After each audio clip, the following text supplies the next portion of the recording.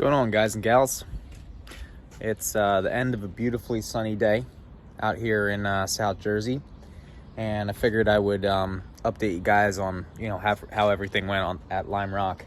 And we're gonna have to get the car prepped for Watkins Glen. So we have Watkins Glen coming up in 2 weeks. It is currently Tuesday, and Watkins Glen will be on Friday of next week. So little less than 2 weeks, something like that, but we're all signed up. Medical's done. The fees are paid. Almost all of my gear is ready. I just need to get fireproof socks, a fireproof balaclava, and shoes. My shoes had holes in them for years, so I decided to finally throw them out, and I kind of regret it. I should have probably just RTV'd the holes in them, because like shoes are $80 now for the cheapest ones you can get, so that sucks. But it is what it is. Anyway, we are out here. I just wanted to enjoy the last hour or so of this sunny day. I was working inside all day, and then I went to the gym and didn't really get any time to enjoy God's work. So, we're out here doing just that. The car did well at Lime Rock. I can't complain. It was pretty quick, felt good. There were some minor issues. One thing that we need to figure out is we need to replace a gasket for the VTEC solenoid, and then it also has a leak at the bottom of the radiator. There's I used a bolt from like an old Honda bolt to plug up the radiator, but it's leaking from that bolt, so I have a new one. It's actually like meant for radiators with like a copper gasket and everything, so I'll probably use that. And then I'm probably going to finally align the car. The car has not been aligned at all. The ride height is sort of all over the place as well, so I have some things I want to check, and that's it for now. I also wanted to show you guys I got some goodies. Dylan Dewson right now has my headers. So I have some high-tech replica headers going on the car.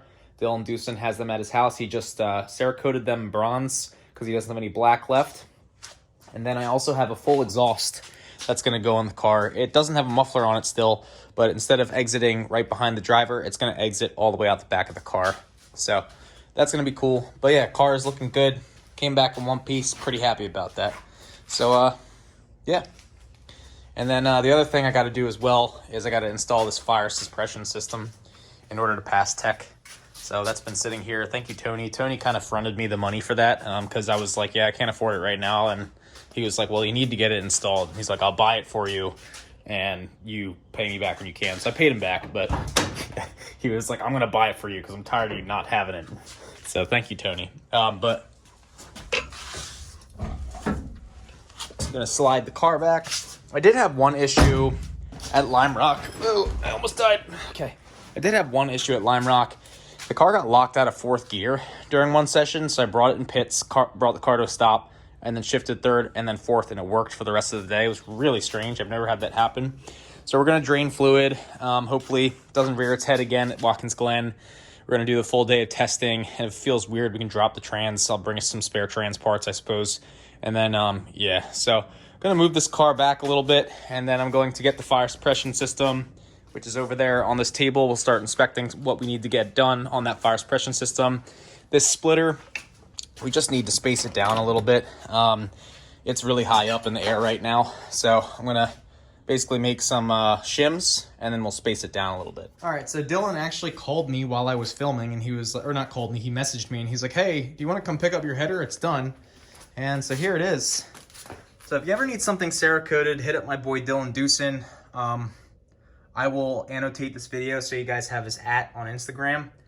But yeah, he does Cerakoting in his backyard. He does a really good job. Like, his stuff always comes out really good. You can see that's what it looks like. The reason it's gold is because he didn't have black.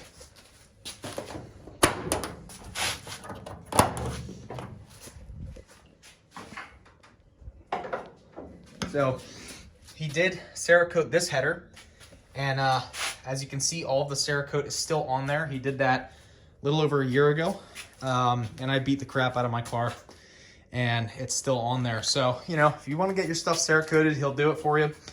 He Cerakoted some other stuff for me too. I put it in my basement, but he Cerakoted axles, engine mounts. He can do everything. So yeah, we're good on that. And then we're in the process of making some spacers.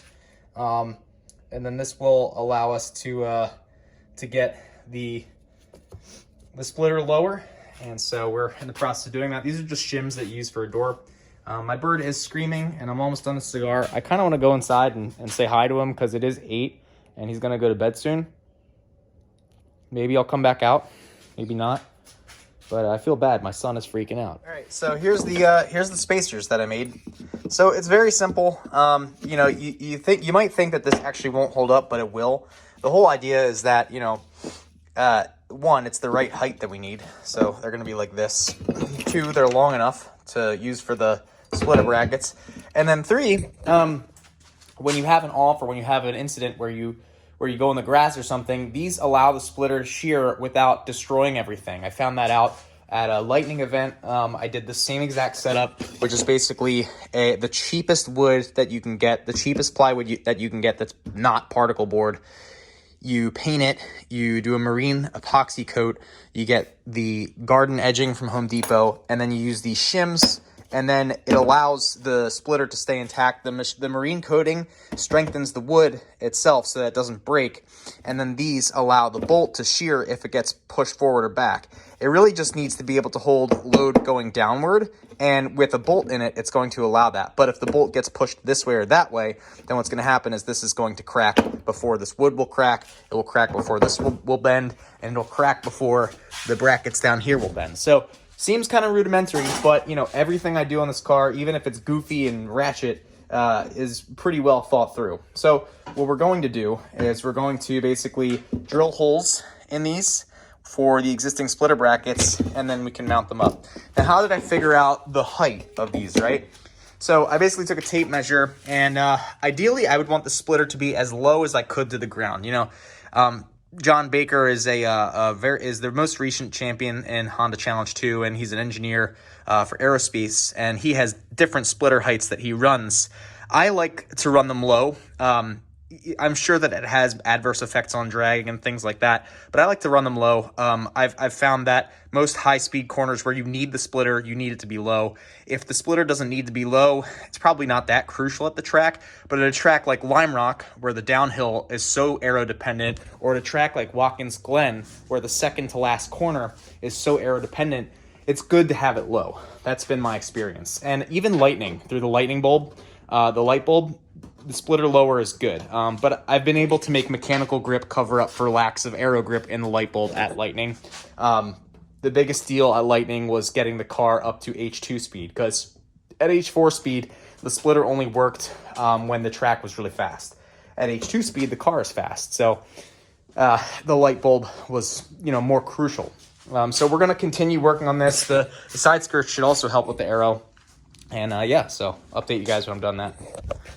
All right, so I spaced it down. You'll notice that there's a gap here, right? And the splitter is messing up my front bumper, my immaculate paint job. But basically, you'll notice there's a gap here. And when I first put the car together, there was a bunch of tape all over the front of the car for this reason, because the splitter, you know, is a splitter does this. It leaves a gap between the bumper and the air dam itself. So I might just leave it, honestly. I don't really care if the gap is there. You know, or maybe I'll get some racer's tape, because racer's tape apparently doesn't leave residue behind. What I normally use is Gorilla Tape, and it causes a lot of residue, and I just painted the car. I do want it to look a little bit nice for a little bit, at least. Other option is to put like rubber molding around here. But yeah, so I think this is the lowest height I'm gonna run on this splitter. It's very low, but that's how I like my splitters. I like them low, and so it's lower than the side skirts, actually. And this, like I said, this is the lowest I think I'm going to run it. If I don't like it, I can always raise it up at the mounts that mount to the frame rails that go like this, and then I don't have to play with the splitter, the wood for the splitter. So what I'm gonna do is I'm probably just gonna replicate that. I used about 8 of these shims on each side. I might not have enough, but worst case scenario, so we have 1, 2, 3, 4, 5, 6, 7, 8, 9, 10, 11, 12. So we can do 6 on each side for the other splitter, which is hanging out over here. These are old bolts. So what I did was I went to Home Depot. I spent $20 on hardware, and I got all these fender washers. I got these long bolts, long boys. So basically what we're going to do is we're going to run these 5/16-18 by 2.5-inch bolts on each side of the splitter. So they're right there. We're going to run 1, 2, 3, 4, 5, 6 fender washers underneath of the splitter. Basically, it's going to prevent it's going to allow the bolt to suck up to the wood and disperse weight more evenly, more load, I should say. And then we have our nuts. They're just regular nuts. I did buy a bunch, so if I wanted to, I can double nut them. I did not spend money on the nylon locking nuts, and that should be it. So I'm going to put these nuts here because I might double nut that splitter. Actually, I'm probably going to do that right now. And then I'm going to throw out some trash, and yeah, we'll have 2 working splitters. First time in a long time where I'm starting out the season with 2 splitters, which is pretty baller, I gotta say myself. So let's get started on this one now. You guys an idea of how I get started on building these little spacers. I put them in a vise first, and then I tape them, and then I move it and I add more tape. That's it. All right, and the second one is done. The second one is almost perfect, which is funny because it's the one with the new brackets that I got from Brian at PCI, but they have a Home Depot clevis pin holding it in.